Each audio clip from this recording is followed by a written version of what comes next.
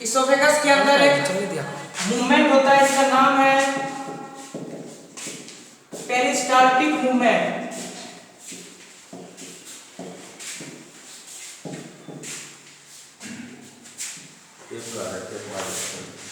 Oesophagus में एक movement होता है, इसका नाम है पेरिस्टाल्टिक मूवमेंट। इसका फंक्शन क्या है? इसोफेगस के अंदर एक रिंग जैसा स्ट्रक्चर रहता है, पूरा इसोफेगस में रिंग प्रेजेंट है, जिसके कारण से फूड हो सकता है यहाँ पे रुक जाए या कुछ नीचे रुक जाए।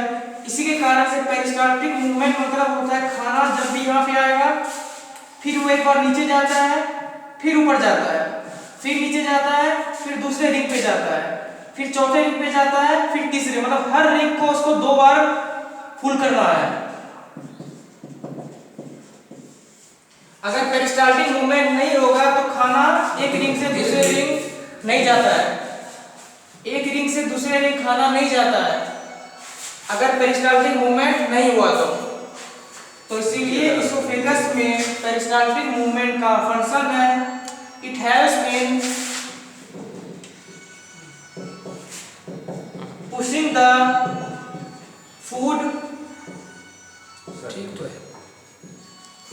फ्रॉम द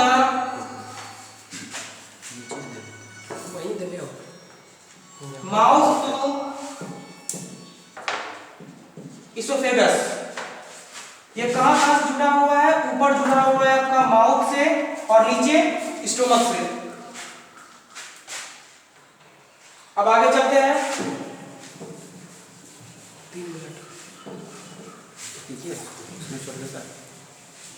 माउथ हो गया हमारा, इसोफेगस हो गया। अब इसोफेगस के बाद खाना कहां चले गया? स्टोमक पे।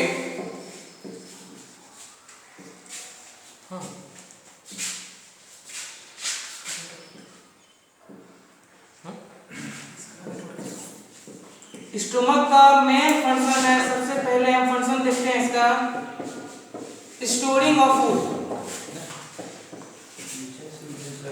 हम लोग बोलते हैं स्टोमक में डाइजेशन होता है, लेकिन ये गलत है। स्टोमक में फूड का स्टोरिंग होता है, डाइजेशन इसमें नहीं होता है। ना ही डाइजेशन होता है और ना ही एब्जॉर्प्शन होता है।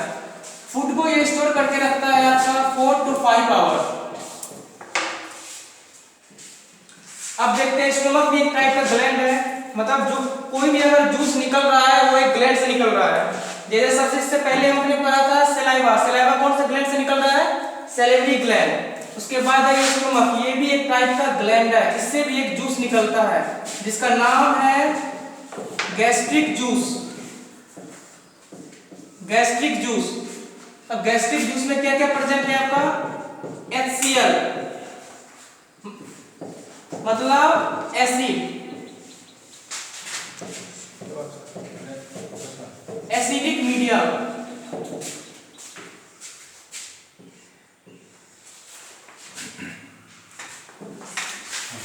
अब अगर स्टोमक में एसिड प्रेजेंट है तो हो सकता है स्टोमक की लेयर को वो फाड़ दे या स्टोमक को वो इन्फेक्ट कर दे। शरीर का एक पार्ट स्टोमक है जहां पे एसिड स्टोर होता है, ये एसिड रहता है।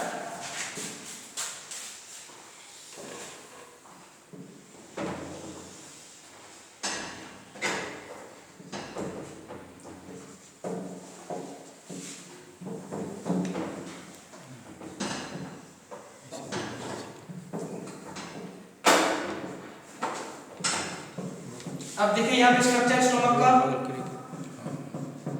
अंदर में क्या प्रेजेंट है?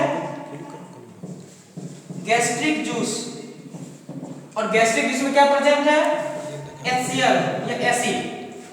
तो स्टोमक की लेयर जो होता है, स्टोमक का जो लेयर है उसके लेयर पे एक और लेयर प्रेजेंट है अंदर साइड में, जिसका नाम है म्यूकस, जिसका नाम है म्यूकोसा। अगर म्यूकोसा लेयर स्टोमक में नहीं होगा तो हो सकता है HCl के कारण स्टोमक का लेयर को इन्फेक्ट कर दे और वो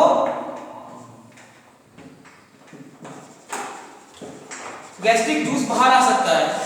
इसी के कारण स्टोमक का सबसे पहला फंक्शन क्या है? Storing of food.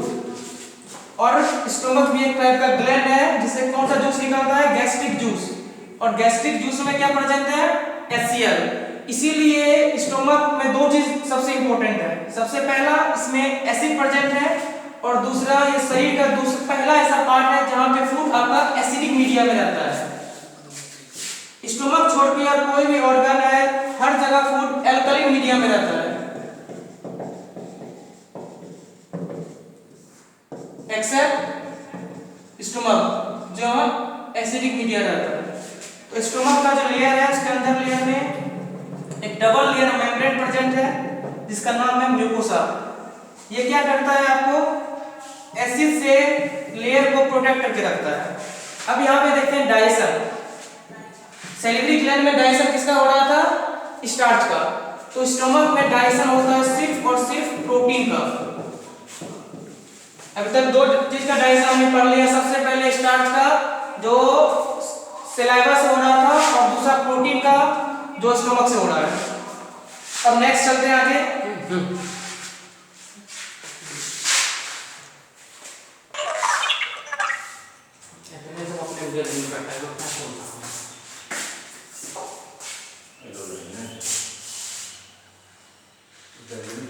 ये है स्टोमक का डायग्राम और हम बोले स्टोमक में एक जूस प्रेजेंट रहता है, इसका नाम है गैस्ट्रिक जूस। और गैस्ट्रिक जूस के अंदर HCl प्रेजेंट रहता है और ये हो सकता है ये HCl स्टोमक के लेयर को इरोज कर सके या तो इसे फाड़ देगा, जिसके कारण से गैस्ट्रिक जूस बाहर आ सकता है। इसी के कारण स्टोमक के लेयर पे एक और सा डबल लेयर प्रेजेंट है जिसका नाम है म्यूकोसा, जो प्रोटेक्ट करके रखता है स्टोमक के लेयर को। अब आगे देखते हैं स्टोमक में क्या इसका डाइजेशन होता है, प्रोटीन का।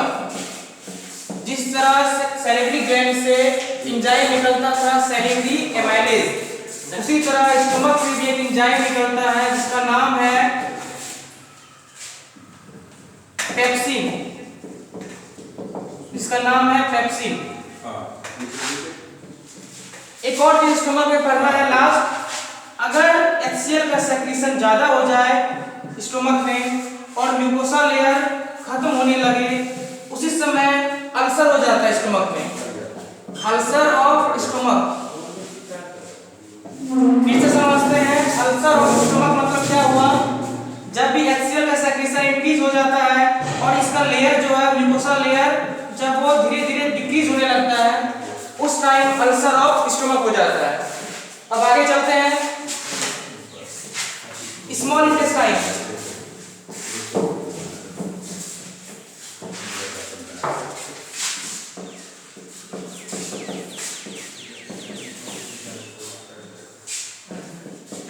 जिस तरह स्टोमक में कंप्लीट स्टोरिंग ऑफ फूड होता है, उसी तरह स्मॉल इंटेस्टाइन में कंप्लीट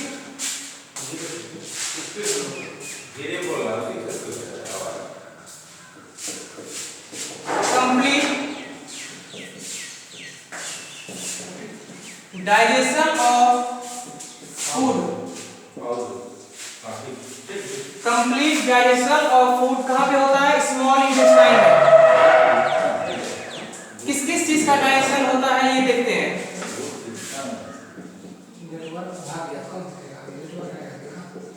कार्बोहाइड्रेट,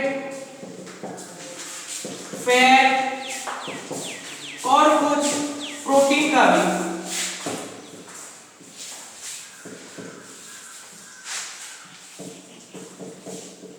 स्मॉल इंटेस्टाइन का फंक्शन है हियर कंप्लीट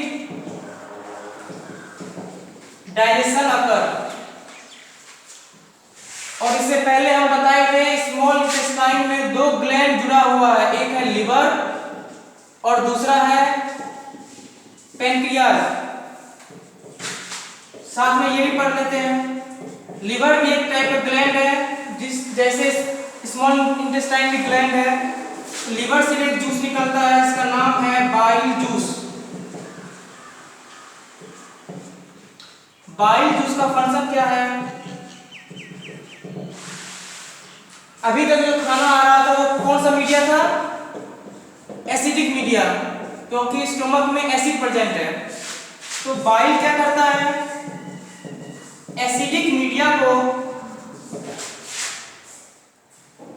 कन्वर्ट करता है अल्कलीन मीडिया में।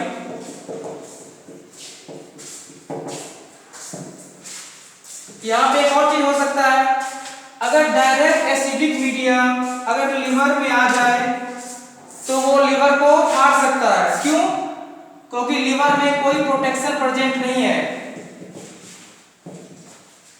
जैसे स्टमक में क्या था प्रोटेक्शन, म्यूकोसा लेयर।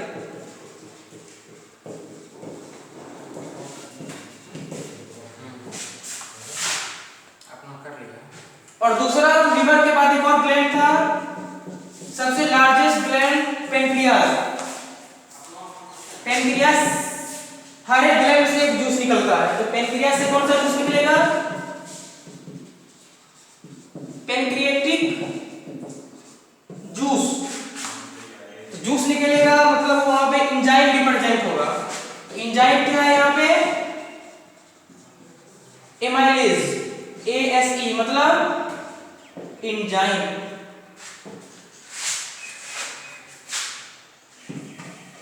अब आगे देखते हैं लार्ज इंटेस्टाइन।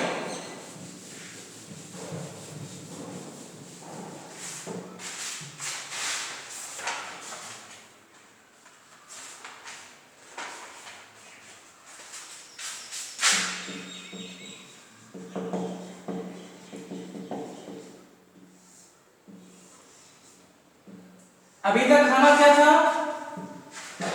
डाइजेस्ट हो रहा था। लार्ज इंटेस्टाइन में आके खाना कुछ एब्जॉर्ब होना स्टार्ट हो जाता है। एब्जॉर्ब होके खाना कहाँ जाता है, ब्लड में, और फिर ब्लड से डिफरेंट पार्ट्स ऑफ ऑर्गन, जिससे हमें एनर्जी मिलती है। अब लार्ज इंटेस्टाइन में देखते हैं, जितना भी खाना डाइजेस्ट होना था वो इसके ऊपर ही हो जाता है, मतलब स्मॉल इंटेस्टाइन तक। यहाँ पे खाना डाइजेस्ट हो गया। अब यहाँ पे लार्ज इंटेस्टाइन में जैसे ही खाना होता है, खाना जैसे ही आता है, यहाँ पे एसिमिलेशन होता है। एसिमिलेशन, एसिमिलेशन मतलब क्या होता है, break down of undigested food. मतलब लार्ज इंटेस्टाइन में खाना जो भी आया वो एक टाइप का अनडाइजेस्टेड फूड है। Break down of undigested food and convert it into digested form and absorb into the blood। समझ रहे हैं यहाँ पे, लार्ज इंटेस्टाइन में खाना आ गया, जितना भी खाना डाइजेस्ट होना था वो इसके ऊपर ही डाइजेस्ट हो जाता है। कहाँ पे, स्मॉल इंटेस्टाइन में। लार्ज इंटेस्टाइन में एक प्रोसेस है जिसका नाम है एसिमिलेशन। एसिमिलेशन मतलब अनडाइजेस्टेड फूड को और थोड़ा सा कन्वर्ट करके डाइजेस्टेड फॉर्म में लाना। जैसे ही डाइजेस्ट फॉर्म में आया, अब इसके बाद कुछ अनडाइजेस्टेड फूड बच जाएगा। वो अनडाइजेस्टेड फूड दो फॉर्म में हो जाता है। हमने पढ़ा था लार्ज इंटेस्टाइन के बाद खाना दो फॉर्म में आ जाता है। पहला है लिक्विड, दूसरा है सॉलिड। लिक्विड जो है वो हमारा एनस के थ्रू एक्सक्रीट हो जाता है, बाहर निकल जाता है। और सॉलिड जो है वो रेक्टम के द्वारा स्टूल बनके एक्सक्रीट हो जाता है। और इसी प्रोसेस को हम लोग कहते हैं एक्सक्रीशन।